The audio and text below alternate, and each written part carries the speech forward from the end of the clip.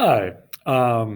So you had asked about these adding and subtracting with rational expressions and what to do with that. And I'm backing up just a little bit to looking at finding the least common denominator with a rational expression. So I'm going to address that quick because that's going to build into adding and subtracting. So this is a problem I found, and I'm going to switch over to a document camera. There we go. And the question was, can we rewrite this expression, these two rational expressions with a common denominator? What would that look like?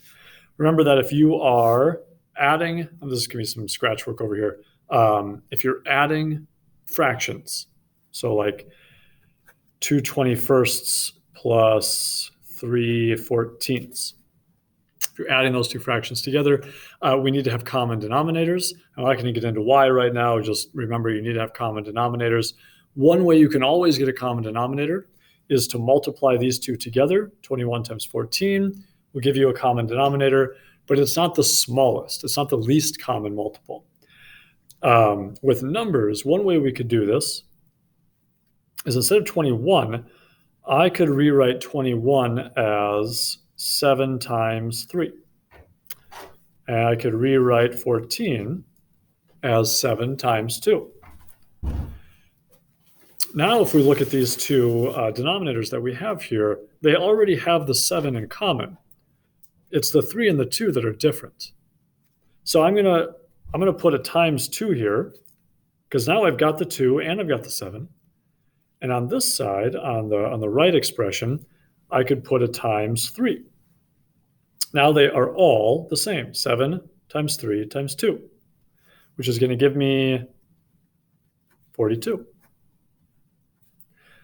Now, whatever I do to the denominator, I have to do to the numerator, because really I'm multiplying times 2/2. I'm multiplying by 1.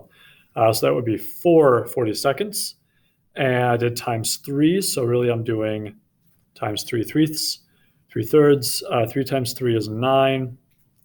All right, now I have a common denominator. Whatever I did to change the denominator, I can also do, or I need to do in the numerator. So I've adjusted these two fractions, 2/21 and 3/14, and I've created the same fraction, but with a common denominator. Now you can add them together. And just because I don't like to leave a problem undone, 4 plus 9 is going to be 13. 13 42nds with that one. All right. You probably know how to do that, but I really wanted to dig into what we were doing here because that's going to affect what we do with these. If I wanted to add or subtract these two expressions, I would need to have a common denominator. That's hard to do as they sit right now, but if you factor them, this is going to end up being x minus 4 and x plus 3. Negative 4 times 3 is negative 12. Negative 4 plus 3, negative 1. So there's my factors for that. Again, I haven't changed it. I've just rewritten it. This is a difference of perfect squares. X times x is x squared. 4 times 4 is 16. A subtraction.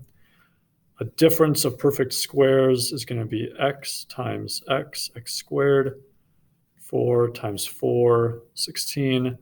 One's plus, one's minus. And I'm not going to get into why that all works because that was in the past chapter test on factoring.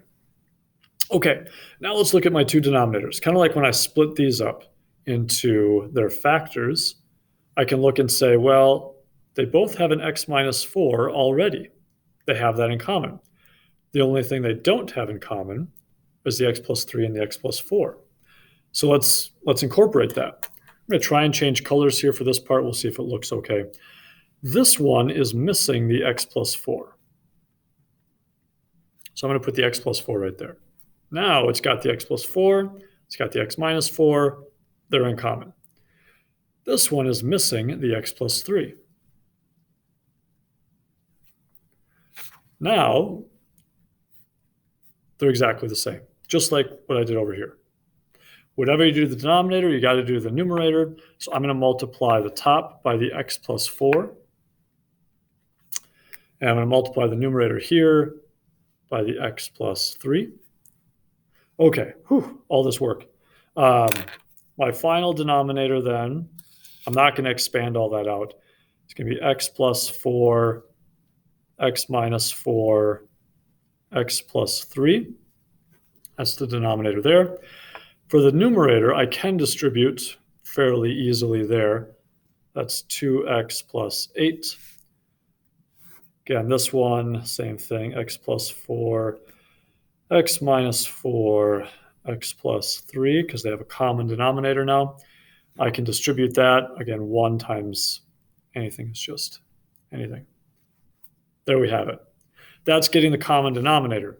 Now, if I were being asked to add them together, the denominators stay the same when you add, because it's really just a label.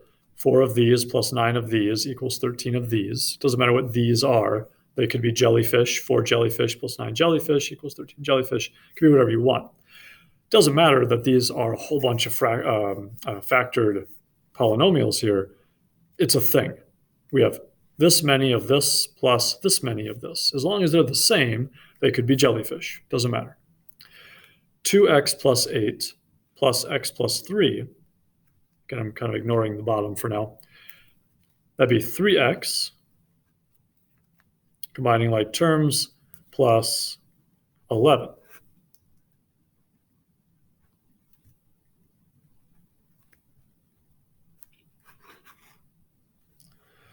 So if I were being asked to add these two original polynomials, these rational functions up here, if I were being asked to add those to begin with, I would get common denominators by factoring them and then seeing what they're missing, basically, and multiplying that on to get that common denominator. Whatever you do to the denominator, you have to also do to the numerator. I can distribute that. Once you've done that, once you've made all that work and distributed and got that common denominator, combine like terms for the numerator, either adding or subtracting, depending on what they ask you to do. And that's your answer. There's one other thing I noticed in one of the problems. I'm going to try and find it quick here because I know my time is short. If it'll let me, quick.